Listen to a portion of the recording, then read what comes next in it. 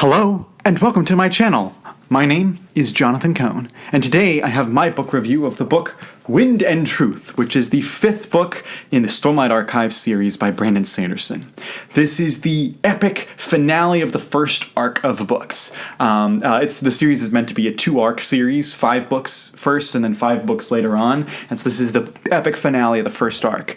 And the way I would describe the feeling of this book is, imagine if the Avengers Endgame, instead of being a 3-hour movie, was a 10-hour movie in theaters. We had to sit for 10 hours long to watch the movie. You'd be utterly exhausted by the end. You'd be like, this is amazing, but let it end, please. That's how this is. It's amazing. Let it end. It's so long. Which all the other books in the Stormlight Archive are long, but you don't feel the massive girth of them. The first book is The Way of Kings. The second book is The Words of Radiance, and these are my 2 favorite books in the series. I absolutely love these books. These are top books, not just for this series, but they're the top books in the Cosmere for me. I love them. They're not the top. I mean, Elantris and Warbreaker are my personal favorites, but they're the top in the series, and very, very excellent books. And then books 3 and 4 are Oathbringer and Rhythm of War, which I generally enjoy, but I have a lot more that I also just don't love about these books. So I think they're good books. I just don't think they're as good. Like, a Brandon Sanderson book tends to be like a 9 out of 10, the average Brandon Sanderson book. And so these are maybe around the average or a little bit lower, so they're not his best. And they're, for me, towards the bottom. But they're still great, and so that just shows how great a writer he is for me. So that was books 3 and 4. But now we have, and I started the series way late, so I have the mass markets. I actually did read Rhythm of War in trade paperback, but swapped it out at my bookstore for a mass market when it came out, because it helped with the shelf space, and also it didn't fit. So eventually, in like 2 years' time, when the mass market of this comes out, if it comes out in a single volume, I'll try to get it. Although I'd be very impressed if they can do this in a single volume, because this is a massive, massive story. I think this is the longest book by a lot. In hardcover, it's like 1,330 pages, which means it's probably going to be like 1,400 or 1,500 pages in mass market, unless they just make the font size ridiculously small.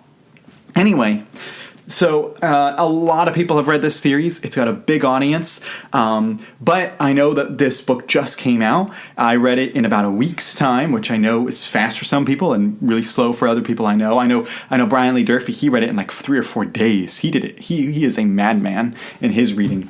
But I decided to do the review. This review is going to be without spoilers. I'm thinking about doing a spoiler video so that I can talk some spoilers, because there's a lot to talk about in this book. But for right now, I will keep everything spoiler free. What I can say about this book is it is a bit structurally different than the other book. This book has a ticking time bomb to it, where there is an event on a 10th day that needs to happen, and you start at day 1. So it is split up into 10 parts with 10 days. And so you are following along and getting closer and closer and closer to that final event. And so I think that worked really well, because each part was smaller. Normally his book's like 4 or 5 parts long, and so because of that, they're a bit larger and longer, and this time they were able to be smaller parts, so you could think about this as, I want to read like 1 day in 1 day. You could try to split it up, and that's still a lot of reading. That's still like 150 pages-ish, 100 to 150 pages per day, but that's doable. It's not like, the previous parts, which were like 300 pages each, and you're like, oh man, I can't possibly do that. So anyway, this is I like the structure. But the reason this feels like one long endgame is because you have a huge cast of characters.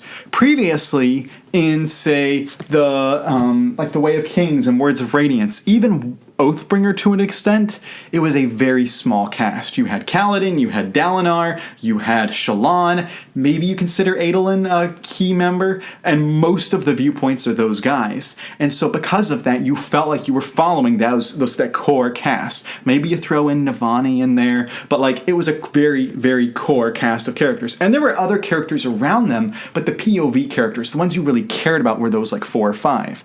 And here, they've expanded it. He's expanded it where it's not just that core cast that are POV characters, but it's members of Bridge 4, and it's Teravangian, and it's different characters, and gods show up and stuff. And so because of that, it is a massive story, and each viewpoint only lasts a few pages. And that works with a lot of series, and I'm okay with that. Kevin J. Anderson does that with his series, and I love them. But I feel like when you have a book just this massively long, I think that becomes very difficult to really connect with characters individually because you keep popping away from them. I particularly loved Kaladin's storyline with Szeth, but it was so chopped up that by the time I got back to it, it was like, oh yeah, I guess we're back to this. Instead of doing it all together, and I would have really just felt that invested nature to it. And Szeth also has a fantastic journey in this book. He and Kaladin, their story was my favorite of the characters to follow, and it was great. But I have a criticism, and it was because their story was too long. And that is the criticism I have of literally every character in the book, is that their story was just a little too long. It's not like it's massive. It's not like I'm saying cut 500-600 pages. Not like that. I think each character story could have cut 2 or 3 small chapters, and so the book itself might have been like 100 or 200 pages shorter. I think it would have been much more served for its pacing if it had done that.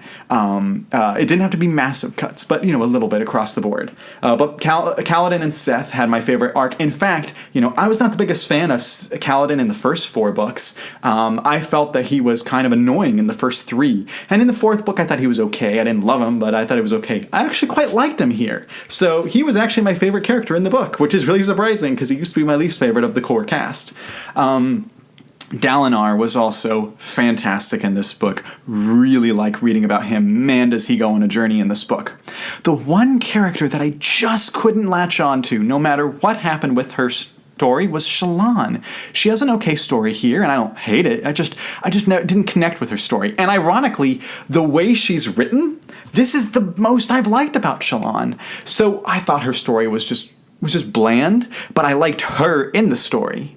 So that's just really weird. Like, I liked Shallan in Way of Kings and Words of Radiance, but once some of the stuff happened that carried over into Oathbringer and Rhythm of War, I just didn't like her character in those 2 books.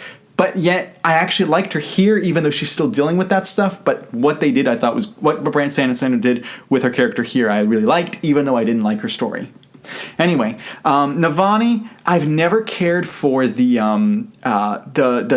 science going into the magic system and stuff, and that was kept mostly at a minimum in this book because instead of doing magic system, this book is focused on the world building, specifically with the gods and the creation of Roshar and honor and cultivation and odium and all that stuff. And that stuff can be interesting, but I think Brandon Sanderson tries to make things too complicated at times. For instance, there are a lot of characters in the Cosmere who go by 2 names. I'll do one that's not a spoiler, and that's Wit and Hoid. We all know this. He's called Hoid in the other books, but he's called Wit in the Stormlight Archive. And I understand sometimes characters need to kind of disguise themselves for something. But every time a character from another series is pulled into a different series, every time there's overlap, they change their names. And it annoys me because it makes it harder for me to get the references and connections if they just keep the names, or at least are written, they call themselves another name, but you as the reader, like when it says so-and-so said this, if it used their actual original name, it would make this whole series, the whole Cosmere, much more enjoyable. The connections are so frustrating to follow when they are when I have to really think about, okay, this character, is this really this other character from this?